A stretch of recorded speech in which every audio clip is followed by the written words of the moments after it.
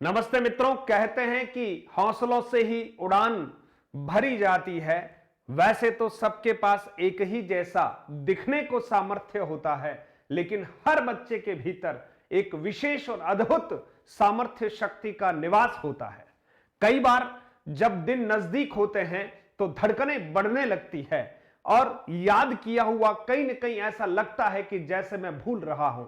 बहुत सारे बच्चे, बहुत सारे विद्यार्थी, प्रतियोगी अभ्यर्थी इस समय इस तरह की चिंतन धारा से गुजरते हैं।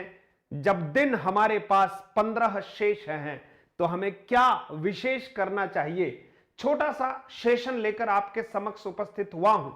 मित्रों, कोई ये कहे कि आखिर आप हमें क्यों समझा रहे हैं, तो सुन लो।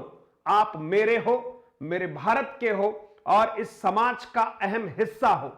आप वो मित्र हो जो कहीं न कहीं अपने आप को अगर इस प्रतियोगी समर में अकेला समझ रहे हो तो ये भूल कर रहे हो।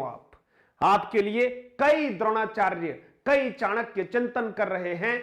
और कहीं न कहीं अगर मैं भी शिक्षक हूं तो मैं अपने बच्चों को आखिर इस भंवर में अकेला कैसे छोड़ सकता हूं। मेरे शब्दों से अगर आपको कहीं ऊर्जा महसूस होती हो तो 5, 7, 10 मिनट निकालकर इस सेशन को जरूर सुन लेना, क्योंकि जितने भी मित्र सेकंड ग्रेड की परीक्षा देने जा रहे हैं, यह वीडियो आपको 7 तारीख को मिल रहा है, जब रात्रि का कुछ समय हो रहा है और आपके पास दिन कुछ ही बचे हुए हैं। तो फिर क्या करें? हताश हो जाएं, निराशाएं, अकेले जब कमरे में बैठे हैं तो चारों तरफ से आक्रमण कर रही है और ऐसा लग रहा है जैसे कि हम कई महीनों से नहीं पढ़ रहे। खबरदार, इस तरह का चिंतन आपके लिए ठीक नहीं है। योद्धा कहते हैं कि जब रणभेरियां बजती हैं तो भुजाएं फड़क उठती है। तो आखिर क्या हम योद्धा नहीं हैं? हमारी धमनियों में क्या हमारे पूर्वजों का वो गौरवशाली रक्त प्रवाहित नहीं हो रहा है? क्या हम भूल चुके हैं कि हजारों वर्षों तक हमारे तपस्वी जो ऋषि मुनि हैं, हम उन्हीं की संतान हैं? तो क्या उनकी तपस्याएं इतनी कमजोर रही कि भारत की संतति इस समय जब युद्ध सामने है और कुछ ही दिन शेष हैं और वो ये चिंता कर रही है कि मैं सब भूल चुका हूं या भूल चुकी हूं? ऐसा कैसे संभव है मित्रों? इसलिए अपनी स्मृति को जरा टटोलिए, अपनी स्मृति को और उस चिंतन शक्ति को जरा इकट्ठा कीजिए। आपने बहुत मेहनत की है तो बस कुछ ही दिन इस मेहनत को संभाल कर रखने का तरीका सीख लीजिए।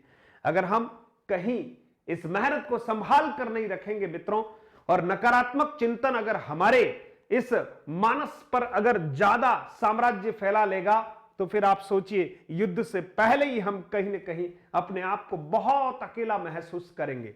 इस अकेलेपन को तोड़ने के लिए आप देखिए मित्रों, जब महाभारत का युद्ध प्रारंभ होने वाला था और जब कुरु सेनाएं और पांडवों की सेना आमने सामने थी, तब आप देखिए सारथी ने जिस तरह से पूरे युद्ध का नेतृत्व किया और कहीं न कहीं हताश मानसिकता से युक्त अर्जुन को जिस तरह से गुरु ज्ञान देकर पुनः खड़ा किया गांडीव धनुष के साथ, और वही शंखनाद के साथ महाभारत के युद्ध का आगाज किया। क्या हम इतने कमजोर से हैं जब हमारे इतिहास इतने गौरवशाली हैं? इतिहास साक्षी है, हमारे यहां के अनेक योद्धाओं ने विपरीत परिस्थितियों में लोहा लेते हुए आखिर अपना लोहा मनवा ही लिया। तो क्या हम नहीं मनवा सकते हमारा लोहा? मानता हूं आपकी परिस्थितियां विपरीत है, मानता हूं कि आप अकेले हैं, मानता हूं कि आपके आसपास वाले जितने भी लोग हैं शायद आपका सहयोग नहीं कर रहे हैं। मैं मान सकता हूं कि बाकी सब लोग आराम कर रहे हैं, बस आप ही आपके घर में अकेले लड़ रहे हैं, पढ़ रहे हैं। तो क्या सफलता के लिए ये जो आप कर रहे हैं ये कोई असामान्य सी बात है क्या? नहीं। आपसे पहले जितने भी मित्र सफल हो चुके हैं उन सब ने ऐसी ही विकट परिस्थितियों से जूझते हुए वो इतिहास का स्वर्णिम पन्ना जो है अपने नाम किया, जो आप आज नाम करना चाहते हैं। मित्रों, हम पैदा जरूर किसी ऐसी परिस्थिति में हो सकते हैं, है ना, कुछ गरीबी के साथ पल बढ़ सकते हैं, लेकिन ईश्वर ने अगर हमें सामर्थ्य दिया है तो सामर्थ्य का पूरा उपयोग कीजिएगा।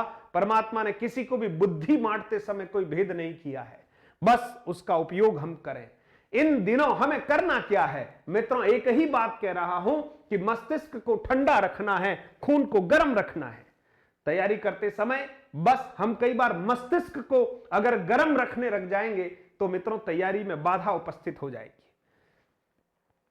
अगर आप चिड़चिड़ापन महसूस कर रहे हैं, कोई प्रश्न सही होते होते आप गलत कर पा रहे हैं और गलत होते ही आप बहुत उद्विग्न हो रहे हैं, आप कुछ लोगों से जब थोड़ी देर ही चर्चा कर रहे हैं तो आप आग बबूला हो रहे हैं या बहुत गुमसुम से हो रहे हैं, यह संकेत ठीक नहीं है। मैं अपनी सारी बहनों से भी कहता हूं कि आप भी तैयारी कर रही हैं और मुझे यह भी पता है कई सारे संदेश ऐसे आते हैं कि सर ये अंतिम हमारे लिए अवसर है। कई सारी बहनें ये कह रही है कि ये सर अंतिम अवसर है और अब इतने दिनों में हम क्या कर लेंगे। मित्रों, मैं निरंतर आपको जगाता रहा, निरंतर आप लोगों के लिए सेशन लाता रहा। मैं 100% आपकी तैयारी करवा पाया या नहीं, लेकिन आप सफल हो जाओ उतनी तैयारी तो मैंने करवा दी है मित्रों। और जब इतनी तैयारी हमने कर ही ली है तो कुछ दिनों की बात है मित्रों, इन दिनों को हम बिल्कुल अच्छी रणनीति के साथ बिता देंगे। तो 22 तारीख हमारी है मित्रों, 2023 आपका ही है। 22 तारीख को जो आप करने वाले हैं 2023 आपके नाम है और आप उन स्थानों पर पहुंचने वाले हैं जिनके सपने आप दिख रहे हैं। ईश्वर ने आपके अगर 2 पैरों को छीन लिया, 2 हाथों को छीन लिया, शरीर को कुछ कमजोर सा बना दिया, पर आपका हौसला परमात्मा नहीं छीन पाएगा। ध्यान रखना, कर्मों का प्रारब्ध है और इन प्रारब्धों के चलते हुए हमें जो मिला परमात्मा ने हमें कर्म फल के अनुसार दिया है। शिकायतें करना चाहो तो 1000 शिकायतें हैं, इन शिकायतों को करने से सफलताएं कभी नहीं मिलेगी।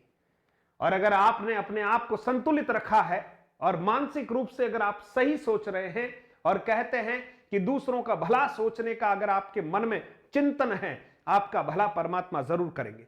तो आइए कुछ रणनीतिक बातें करते हैं और आपके भीतर की जो नकारात्मक ऊर्जा है उसको आज समाप्त करना है मुझे। 15 दिनों तक निरंतर जब भी आप हताश या अपने आप को अकेला समझते हैं, क्या आपको नहीं लगता है कि ये जो बात करने वाले गुरुजी हैं ये कभी हताश नहीं हुए होंगे? क्या ये तैयारी करते समय उन विपरीत परिस्थितियों से जूझे नहीं होंगे? मित्रों, आप तो कम से कम अपने घरों में बैठकर पढ़ रहे हैं। हो सकता है हम लोगों ने जब तैयारी की घर में पर्याप्त स्थितियां और जगह इस प्रकार की नहीं थी, तो हो सकता है हमने मित्रों के घरों का जो है उनके घरों में शरण लेकर तैयारी करने का प्रयास किया है। इसलिए मैं फिर आपसे कह रहा हूं कि आपके भीतर बहुत सारी ऊर्जा है, आपने बहुत याद किया है। मुझे 9 बजे प्रतिदिन आप मिल रहे हैं रात्रि में, और उस रात्रि में जिस तरह से आप प्रश्नों के उत्तर दे रहे हैं, मुझे लग रहा है कि आपके पास सफलता का एक पूरा बारूद जो है वो इकट्ठा हो चुका है। अरे 50 प्रश्नों में से 2 प्रश्नों के उत्तर नहीं आए तो इतने हताश होने की आवश्यकता नहीं है ना। उन प्रश्नों के उत्तर भी आपको बताई दिए जा रहे हैं, और कहीं एक आध प्रश्न गलत भी हो जाए तो उस एक गलत प्रश्न को अपने दिमाग पर इतना हावी ना होने दें। अरे कोई एक प्रश्न आपको नहीं आ रहा है, 10 प्रश्न नहीं आ रहे, तो क्या 10 ही प्रश्न वही परीक्षा में आ रहे हैं क्या? आप इन दिनों ये चिंतन छोड़ दीजिए। इसलिए बस आइए, कुछ समय में आपसे बात करने वाला हूं मित्रों। सबसे पहले सफलता के 3 सूत्र जो मैं सोचता हूं, है ना, मैं अपनी बात आप सब माने इसके लिए बाध्य नहीं कर रहा, लेकिन हमारे बहुत सारे बच्चे हैं, उनका आग्रह था कि सर एक ऐसा सेशन चाहिए जिसमें थोड़ा सा अंकों के भार के बारे में आप अपने अनुभव के आधार पर बताएं। तो मित्रों, मैंने एक प्रयास किया है और इस वीडियो को भी आप जितना जल्दी देख सके स्पीड से देख लीजिए, मैं आपका समय जाया नहीं करना चाहता। देखिए मित्रों, सफलता के 3 सूत्र मेरी नजर में भरोसा। किस पर? मैं हमेशा कहता हूं खुद पर भरोसा है ना, खुद में काबिलियत है तो भरोसा कीजिए। सहारे कितने भी अच्छे हो साथ छोड़ जाते हैं, है ना। इसलिए मैं कह रहा हूं कि भरोसा करना है किस पर? खुद में काबिलियत है तो भरोसा कीजिए, सहारे कितने भी अच्छे हो साथ छोड़ जाते हैं। सच की हालत तवायफसी है ना, तलबगार बहुत है लेकिन तरफदार कोई नहीं है। इसलिए मित्रों, खुद पर भरोसा कीजिए, भरोसा करें। खुद पर भरोसा करने का एक हमारे पास जो साधन है, अपनी मेहनत। हम महीनों से जुटे हुए हैं, हम वर्षों से जुटे हुए हैं इस प्रयत्न में, तो फिर ये 10 दिन में ऐसा क्या हो रहा है कि हम हताश हो रहे हैं? अरे इन 5-10 दिनों में ऐसा क्या हो रहा है जो आपके भीतर शरीर में इस तरह के रसायन बन रहे हैं, केमिकल रिएक्शंस हो रहे हैं? ठीक बात नहीं है। अपनी मेहनत पर तो आपको भरोसा करना ही होगा, क्योंकि आपने रात रात भरकर जो मेहनत की है जग कर। तो उस पर हम भरोसा नहीं करें। भरोसा उस पर जिस पर सबका होता है, परमात्मा के ऊपर भरोसा करें, है ना। आप सभी परमात्मा की संतान हैं, सौतेली नहीं है, आपने मेहनत की है। ये 3 सूत्र है जीवन में, भरोसा खुद पर, भरोसा अपनी मेहनत पर, भरोसा उस पर जिस पर सबका भरोसा होता है, और वो एक ही है जिसको आप अलग अलग नाम से पुकारना चाहे तो पुकार लीजिए। इसलिए परमपिता कभी भी अपनी संतानों को निराश नहीं होने देगा, बशर्ते आप अपना कर्म करते रहें, निरंतर आगे की तरफ बढ़ते रहना है आपको। मित्रों, अब सेकंड ग्रेड की जब बात कर रहे हैं तो सेकंड ग्रेड में आप जानते हैं कि हम अधिकतम जो है, मैं ये कह रहा हूं कि 15 दिन अधिकतम है, लेकिन मैं फिर गणना कर रहा हूं कि 13 ही दिन अगर मान लीजिए हमें मिले हैं, अब 13 ही दिन हमारे पास हैं, और 13 दिन में 18 घंटे आपको पढ़ना है, जिसमें आपका घंटे 1.5 घंटे में जो आपके कार्यक्रम है आवश्यक उसको निपटाएं, और 4 घंटे 5 घंटे आपके शयन के रहेंगे, 18 घंटे दत्तचित्त होकर आपको पढ़ना है। सोशल मीडिया से बिल्कुल दूर रहना है। यूट्यूब पर आप कोई इंपॉर्टेंट क्लास जिसको आप देख पा रहे हैं वही देखें। आपको 10 जगह पर अब इन सब कक्षाओं को देखकर समय जाया नहीं करना है। सेल्फ स्टडी बहुत महत्वपूर्ण है। अब आपने जितना पढ़ा है उसी को पढ़ लीजिए। हाँ, कोई प्रश्नोत्तरी वगैरह आपको लगता है कि ये मेरे लिए ठीक है तो उसको देख लीजिए। आप लाइव देख पाए तो ठीक, नहीं देख पाए तो कोई बात नहीं, बाद में स्पीड बढ़ाकर देख लीजिए। समय आपको बचाना है, कवर करना है ना। इसलिए ये नहीं है कि हाँ सर की क्लास 9 बजे आ रही है, आप नहीं जुड़ेंगे तब भी कोई बात नहीं, मैं तो इस कक्षा को आपके लिए रिकॉर्ड करके छोड़ दूंगा, है ना। लाइव में आता जरूर हूं, लेकिन आप उस समय नहीं देखें तो कोई बात नहीं।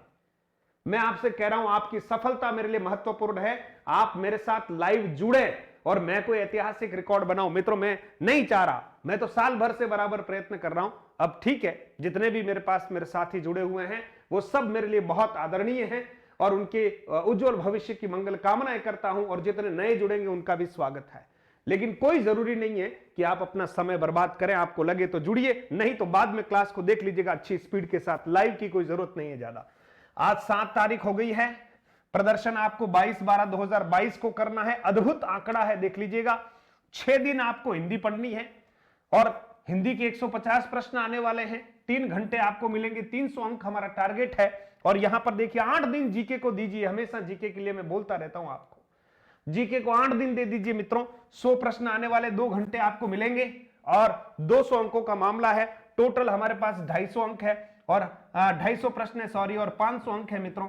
और मुझे यूं लगता है कि हमें कितने अंक प्राप्त करने हैं। टारगेट हमारा 500 है मित्रों, लेकिन मैं ये कह रहा हूं कि आप कम से कम, मैं तो ये कहता हूं कि 450 अंक कम से कम लाइए। आप कैसे लाएंगे मैं नहीं जानता, है ना। प्रतिस्पर्धा है, पेपर कैसा आएगा, कितनी मेरिट जाएगी, क्या होगा, वो तो 22 तारीख के बाद ही हम पता कर पाएंगे। लेकिन एक बार तो आप कम से कम 450 अंक का टारगेट लेकर चलिएगा। बहुत जरूरी है मित्रों, प्रतिस्पर्धा का समय है, इससे कम हम सोचेंगे नहीं। हमारी तैयारी बहुत शानदार होनी चाहिए और हमारी है। अब आप देखिए हिंदी की बात करते हैं मित्रों, तो 3 भाग है हमारे सिलेबस के। 3 भाग है। पहला खंड है मित्रों, पहला खंड है हमारा व्याकरण का है। और व्याकरण ये बहुत अच्छा पार्ट है मित्रों, स्कोरिंग पार्ट है इसलिए। और ये जो है, और ये आपको पता भी है, आप कई बार इसको पढ़ चुके हैं, है ना। और प्रश्नोत्तरी वगैरह सब कुछ आप देख चुके हैं। व्याकरण वाला पार्ट है मित्रों। मुझे लगता है कि व्याकरण जो है 40 प्रश्न व्याकरण के आएंगे, यानी 80 अंक जो है व्याकरण आपको सहयोग करेगी। बस ध्यान से पेपर को पढ़ें, चारों ऑप्शन को अच्छे से पढ़ें और सही ऑप्शन तक पहुंचने का प्रयास करें। एक भी प्रश्न गलत नहीं करना है। व्याकरण के प्रश्न आपके लिए बहुत सरल से होते हैं, लेकिन जरा ध्यान से इनको करना होता है। आप इसमें से 40 में से 40 प्रश्न ठीक कर सकते हैं, है ना। 40 मैं एक अपने अनुमान के आधार पर बाइफर्गेशन कर रहा हूं, आप ध्यान दीजिएगा। और इसको आप अब क्या करें मित्रों, तो 1 दिन दे दीजिए, 1 दिन पूरा व्याकरण को दे दीजिए, 1 दिन पूरा, ठीक है। 1 दिन पूरा व्याकरण को दे दीजिए और आप एक बार जल्दी से इसको पूरा रिवीजन कर लीजिएगा, है ना। बस उसके बाद ठीक है, कोई प्रश्नोत्तर वगैरह है तो अंत में देखते हुए चले जाइए। 1 दिन पूरा व्याकरण को दे दीजिएगा। हमारे 40 प्रश्न इसमें से आने की पूरी संभावना है मित्रों। खंड ब जो है, यानी खंड 2 जो है, उसके ऊपर मैं आपसे विशेष आग्रह करता हूं कि 80 प्रश्नों की स्थिति इसमें बनने वाली है। काव्य शास्त्र बिल्कुल सरल है मित्रों, और उसमें भी अगर आप ध्यान दें तो 3 टॉपिक पर आपको विशेष ध्यान देना है, छंद, अलंकार और रस। शब्द शक्ति की कक्षा मैंने ले ली है, उसमें जितने उदाहरण दिए हैं कोशिश करें। आप बहुत पद्य के चक्कर में हैं, सर पद्य पद्य पद्य, अच्छे से अच्छे योद्धा होते हैं ना वो भी पद्य में, वहां पर ठोकर खा जाते हैं। तो जिस जगह पर चैप्टर ही ऐसा हो उसमें इतना दिमाग नहीं लगा देना 100% जितना, एक प्रश्न या दो प्रश्न शब्द शक्ति के आएंगे, जो क्लास दी है उसमें कुछ उदाहरण आपको दिए हैं, समझ में आ गए हो तो बस इनफ है। और आपके पास और कोई किताब है तो उदाहरण पढ़ के चले जाना, ज्यादा आप दिमाग लगाने की जरूरत नहीं है। लेकिन ये काव्य शास्त्र के 10 से 12 प्रश्न आपके पक्के हैं। मैं औसत अनुमान लगा रहा हूं कि 80 प्रश्नों में से 10 से 12 प्रश्न आपको काव्य शास्त्र के पार्ट से मिलने वाले हैं मित्रों। फिर मुझे लगता है कि 30 से 40 प्रश्नों का एक हिसाब किताब हिंदी साहित्य के इतिहास से आने वाला है। और हिंदी साहित्य के इतिहास को आपने बहुत अच्छे से पढ़ा है। इसमें बच्चों का आग्रह रहता है कि सर सन याद नहीं होते। अब नहीं होते तो 10 दिन में कितने याद कर लोगे, आप भी बताओ। अब जो प्रमुख सन है, बार बार कह रहा हूं, जो प्रमुख रचनाएं हैं, है ना, और उन जिनको पुरस्कार मिले हुए हैं, ज्ञानपीठ पुरस्कार मिला हुआ है, साहित्य अकादमी पुरस्कार मिला हुआ है, सोवियत लैंड नेहरू पुरस्कार मिला हुआ है, तो जो पुरस्कार मिली हुई रचनाएं हैं उनका आप विशेष ध्यान रखिएगा। और जो बड़े बड़े कवि हैं, लेखक हैं, उनकी प्रमुख रचनाओं पर आपका ध्यान रहना चाहिए। और हिंदी की कुछ प्रथम जो रचनाएं हैं उन पर आपका जरूर ध्यान रहना चाहिए। बस इससे ज्यादा अब नहीं रहता है तो क्या कर लेंगे, तो उन बातों पर आप ध्यान रखिए, उनको थोड़ा रट लीजिएगा।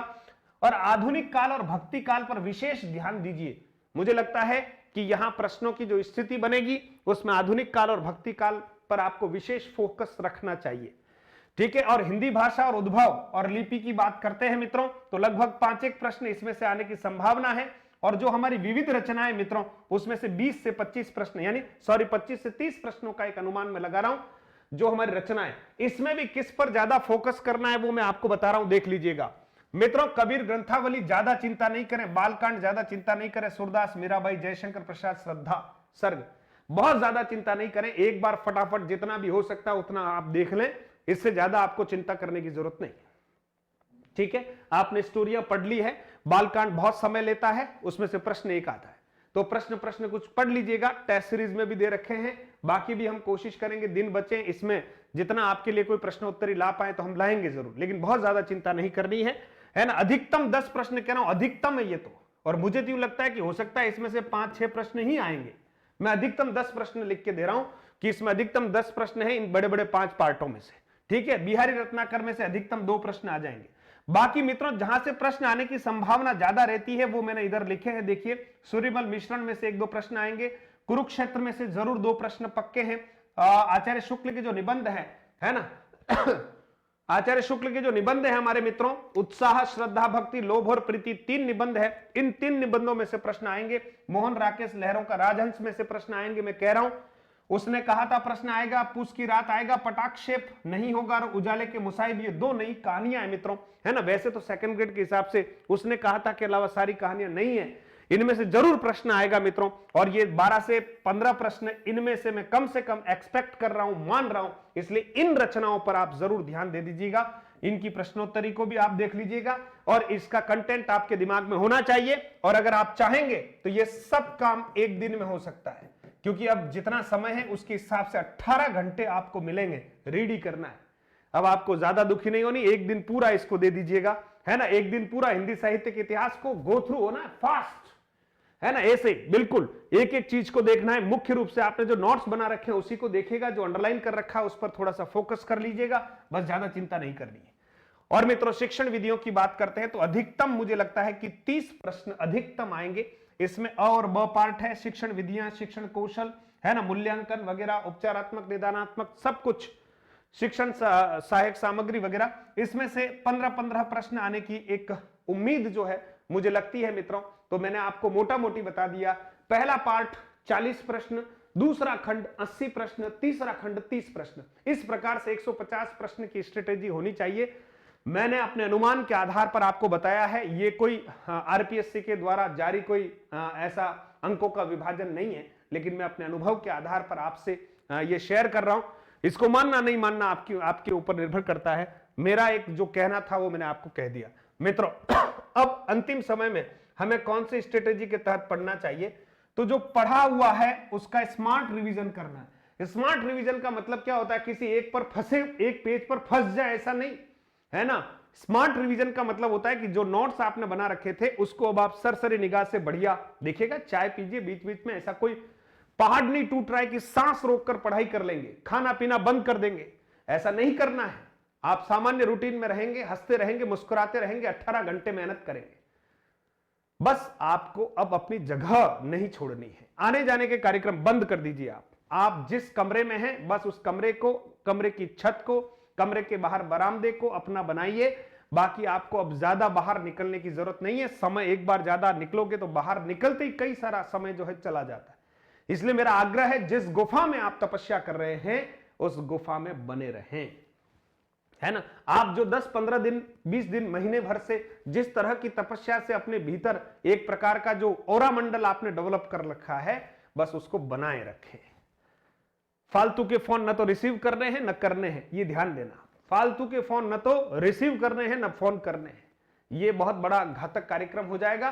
फेसबुक वगैरह, व्हाट्सएप वगैरह सबसे दूर रहना है और अब आपको केवल सेल्फ स्टडी पर ही फोकस करना है। बहुत हो चुका, बहुत कुछ आपने पढ़ लिया है।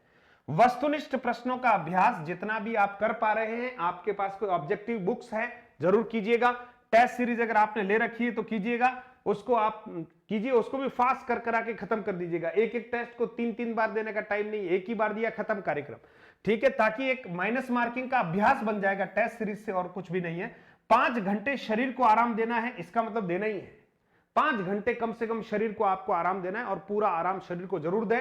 स्वास्थ्य का ध्यान विशेष रखना है, क्योंकि आप सोचिए ऐसा नहीं कर, मेरे को बुखार आ गया, मेरे को जुकाम हो गया, मैं तो बस बीमार हो गई, अब मैं क्या करूं, ये गलत बात है। आपको शरीर का ध्यान रखना है। ठंड का समय है, आपका शरीर किस तरह से एडजस्टेबल होता है उस तरह से एडजस्ट करें। मोटरसाइकिल पर साहब ठंड थी और हम तो 4 किलोमीटर चले गए और कान के कुछ लगाया नहीं, जुकाम हो गया, अरे तो आप फिर गलती करते हैं। ये दिन 15 हमारे लिए बहुत महत्वपूर्ण होते हैं, इसलिए ऐसी कोई रिस्क नहीं लें। खाने पीने से होकर भी कुछ ऐसा, अरे ऐसा खा लिया, ऐसा हो गया ना, आप बहुत ध्यान दीजिए, क्योंकि वर्षों की मेहनत पकने का समय आ चुका है। इसलिए आपको विशेष सावधानी के साथ आहार, विचार और व्यवहार इन 15 दिनों में करना होगा। और घर के सभी सदस्यों से हाथ जोड़कर आग्रह कीजिएगा, कोई भी आपको मानसिक रूप से ऐसी तकलीफ दे, ऐसी बात कोई ना करे, ऐसा उनसे आग्रह कीजिएगा, क्योंकि आपकी मानसिकता की सुरक्षा करना बहुत जरूरी है। इन 15 दिनों में एक क्षण भी आपका खराब नहीं होना चाहिए। इसलिए जब भी आप किसी ऑनलाइन क्लास वगैरह में जुड़ते हैं तो फालतू के किसी कमेंट में उलझे नहीं, एक दूसरे के ऊपर विद्वता दिखाने की आवश्यकता नहीं है। आपका चयन होगा तभी आप विद्वान माने जाओगे, बाकी कई सारे कमेंट्स में आप विद्वान दिखते हो, मतलब कुछ नहीं। इसलिए आप समझे, कोई बात नहीं, अभी तो अपना काम है, केवल कलेक्शन जितना हो पा रहा कर लो चुपचाप, किसी और को अभी प्रभावित करने का विचार छोड़ दो। सफलता के बाद स्वतः सभी आपके प्रभाव में आ जाएंगे। व्यर्थ का नकारात्मक चिंतन बिल्कुल नहीं करें और किसी भी नेगेटिव व्यक्ति से किसी प्रकार का कोई संपर्क नहीं रखना है। बार बार परेशान करें, फोन ब्लॉक कर दीजिएगा, कोई जरूरत नहीं है ऐसे लोगों को अपने जीवन में एंट्री देने की, है ना। आप किसी को झेलो ऐसा लगता है तो उसको डिलीट मारिए, किसी को भी झेलने की जरूरत नहीं है। और बिल्कुल जो आपको प्रोत्साहित करे, है ना, आपको कहीं न कहीं धैर्य के साथ आगे बढ़ने के लिए, अगर आपको कहीं न कहीं मोटिवेट करे, उन लोगों की बात को सुनना है। बाकी किसी भी नकारात्मक व्यक्तित्व से आपका कोई संबंध नहीं होना चाहिए। अब आप देखिए, याद रखना है आपको, कई बार आप भूल जाते हैं, और जब आप ये कहते हैं कि सर मैं अभी सब कुछ भूल गया, ऐसा मुझे कैसे भूल गए यार। हम अपना नाम नहीं भूले, है ना, हम अपना वतन नहीं भूले, हम अपने रिश्तेदारों को नहीं भूले, हमारे साथ क्या क्या घटनाएं घटित हुई इसको नहीं भूले, तो फिर हमने इतने दिनों में पढ़ लिया, उसको क्यों भूल रहे हैं। और बार बार दिमाग को यूं क्यों कह रहे हैं कि मैं भूल रहा हूं, भूल रहा हूं, भूल रहा हूं। आपको दिमाग को हमेशा यही रटवाना है, मुझे याद हो रहा है, मुझे याद हो रहा है, मुझे याद हो रहा है। और कोई चीज निकल गई दिमाग से, तुरंत देखो किताबें आपके पास है। अब आपके कमरे में आपकी किताबें और आप ही हो, शुद्ध हवादार कमरा हो, है ना, सूर्यदेव के दर्शन करते रहें, चाय चुस्की लेते रहें, दूध पीते रहें, और कुछ काजू बादाम आपको खानी हो तो खाते रहें। अरे ये कोई प्रतिबंध नहीं है यार लेकिन समय का उपयोग पूरा करना है। देखिए आप सामान्य नहीं है। अगर आप ये गलती कर रहे हैं कि नहीं सर मैं तो बहुत सामान्य हूं, नहीं है आप उस परमपिता की संतान है, आप सामान्य नहीं है, है ना। सफल होने के लिए पैसे वाला होना जरूरी नहीं है, फिर कह रहा हूं, पैसे वाला का ही सिलेक्शन होता है ऐसा नहीं है ना। खेत की पालियों पर पड़ने वाले उन योद्धाओं का भी सिलेक्शन होगा, है ना। दूर दराज की ढानियों में जिनके घरों पर सही तरह के छप्पर नहीं है, उनका भी सिलेक्शन होगा, क्योंकि हिम्मत और हौसला उनमें कूट कूट कर भरा हुआ है। इसलिए ये फालतू की बातें, इन पर ज्यादा घोर नहीं करना है ना। मैं ये नहीं ले पाया, ये अरे जो नहीं ले पाए छोड़ दो, जो है उसको अच्छे से रट लो, तैयार कर लो। रौड़ी में ही रतन निपसते हैं, कहावत है कि जो रोड़ी होती है ना, गोबर का ढेर होता है, उसी में रतन निकलते हैं। आप वो सारे रतन हैं, है ना, जो इस रोड़ी से ही निपजेंगे, इसलिए परवाह नहीं करें।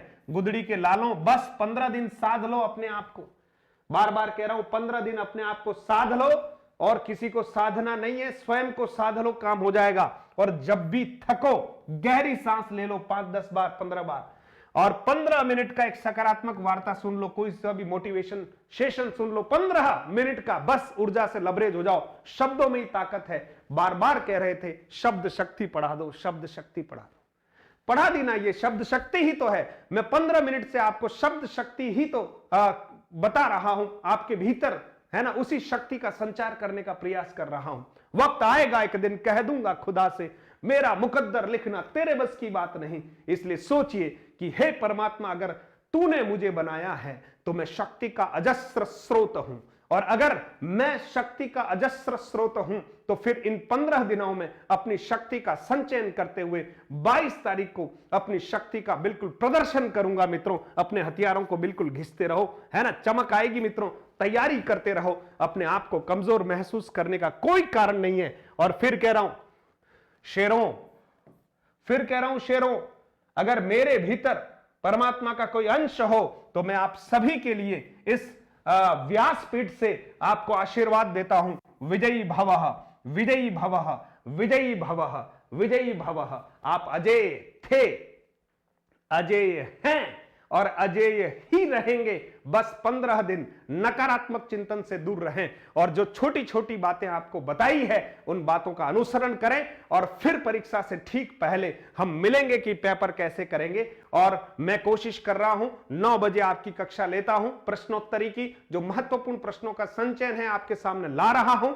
आप लाइव जुड़ पाए तो जुड़िए, समय नहीं हो तो कोई बात नहीं, आप बाद में उसको बहुत अच्छी स्पीड के साथ देख लीजिएगा। बहुत बहुत धन्यवाद। मैं बहुत आशान्वित हूं आप सभी मित्रों से, है ना। मैं बहुत ये महसूस करता हूं कि सेशन के बाद आपके भीतर की सोई हुई चेतना में जरूर एक चैतन्य स्थिति का जागरण हुआ होगा, और आप अपने आप को कमजोर कतई नहीं समझें।